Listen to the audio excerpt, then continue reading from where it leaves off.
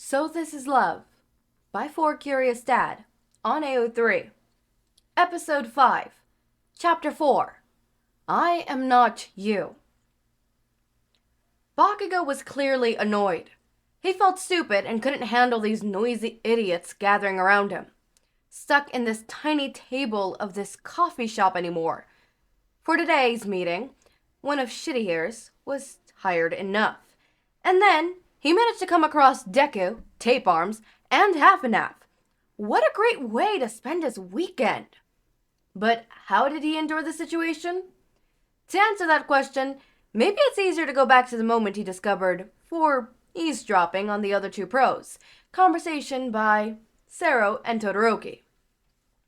On that day, he had just finished warming up before the final round, when he went back to the waiting room.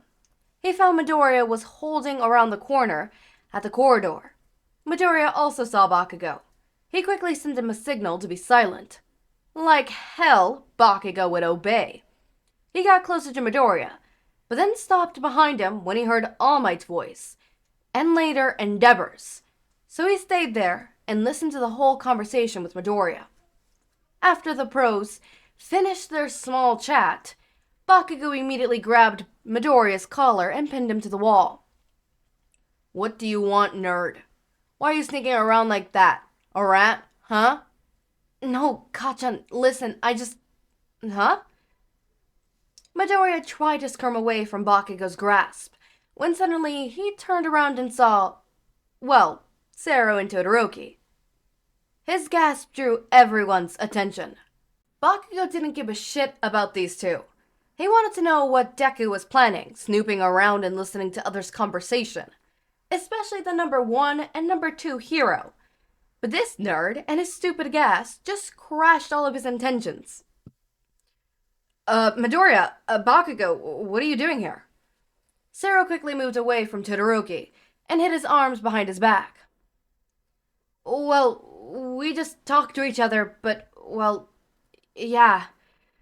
We heard the conversation, too. Midoriya's voice became lower and lower, and then completely silent. Only the sound of cheering and chanting of the crowd in the stadium remained. Yeah, Midoriya, Todoroki, this is your first time meeting each other, right?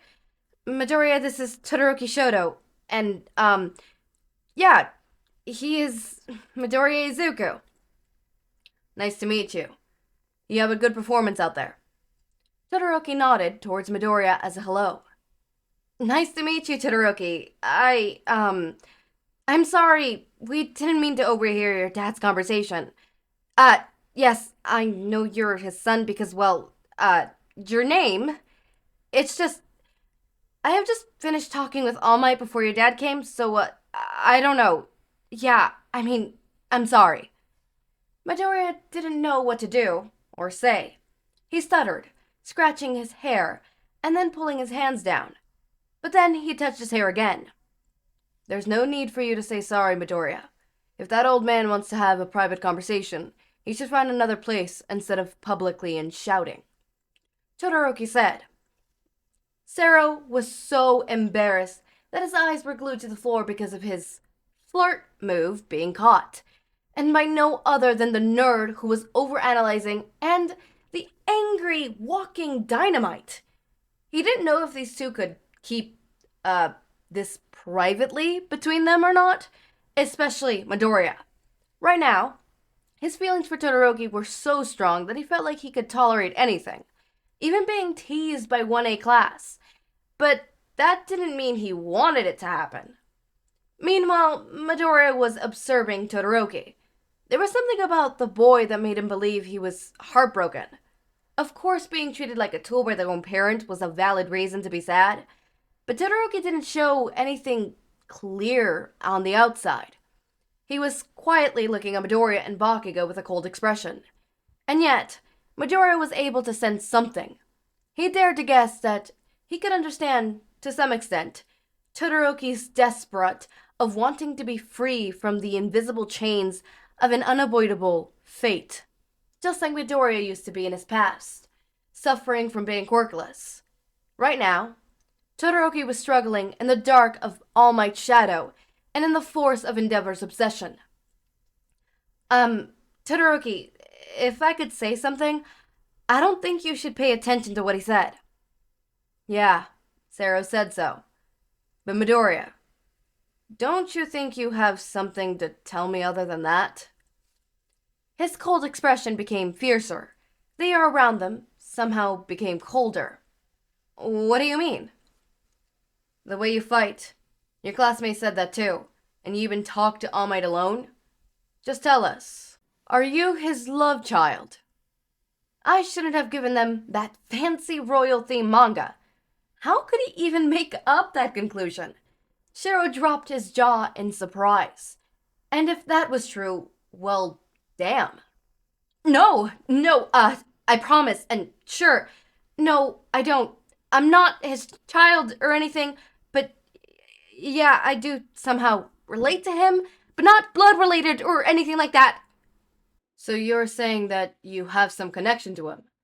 Well, the old man will be so glad if he knows, because that means I have to surpass you too.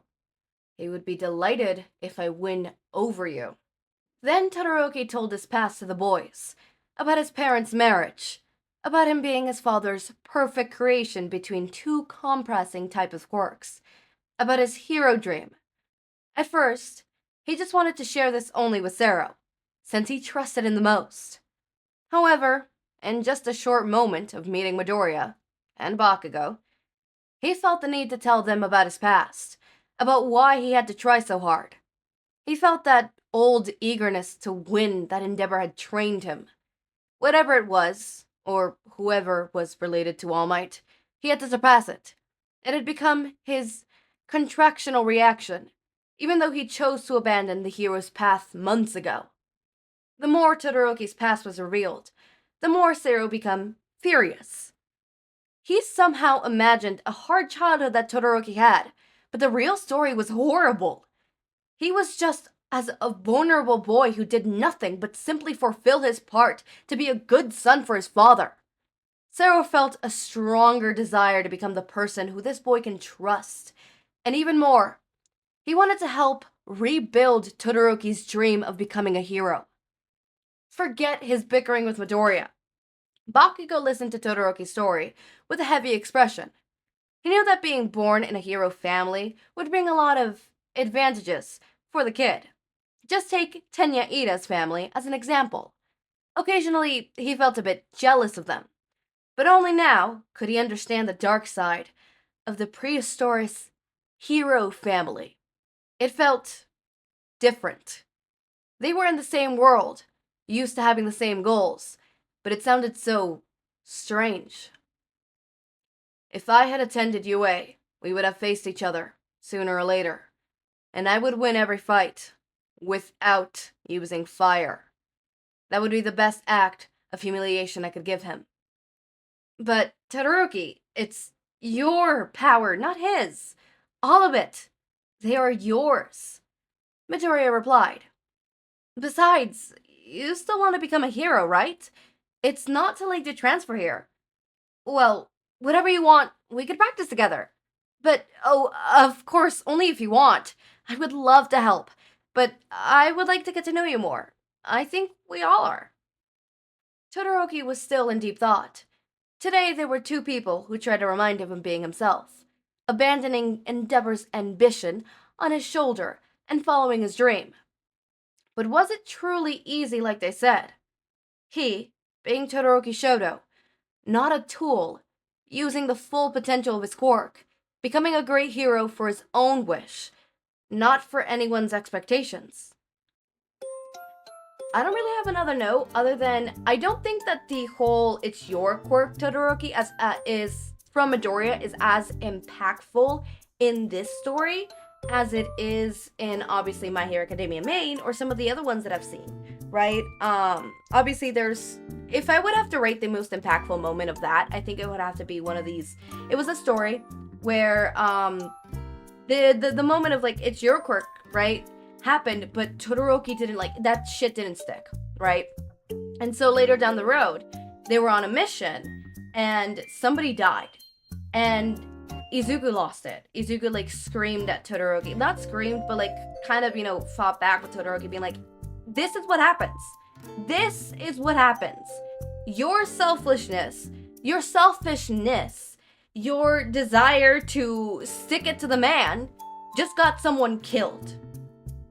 Right? And, obviously Midori got super, super pissed because that death could have been prevented. I'm pretty sure it was a hero as well that died. Right? So Izuku was really mad, and that's what made Todoroki, like, fully realize, shit, I can't just be holding back. Right? But yeah. That was one of the most impactful ones, obviously, because, like, somebody died because of his actions. Of course, he's gonna sit down and, reflect and shit. So, obviously, it can't be that, but I don't think this one was as, impactful, especially not considering with the show and stuff like that. But it's here, we had it. And then we have more of this chapter. I'm cutting these chapters short because, as I said, I'm working, and I don't know. I would love to do YouTube full-time. If I could do YouTube for full-time, you guys would be getting longer episodes.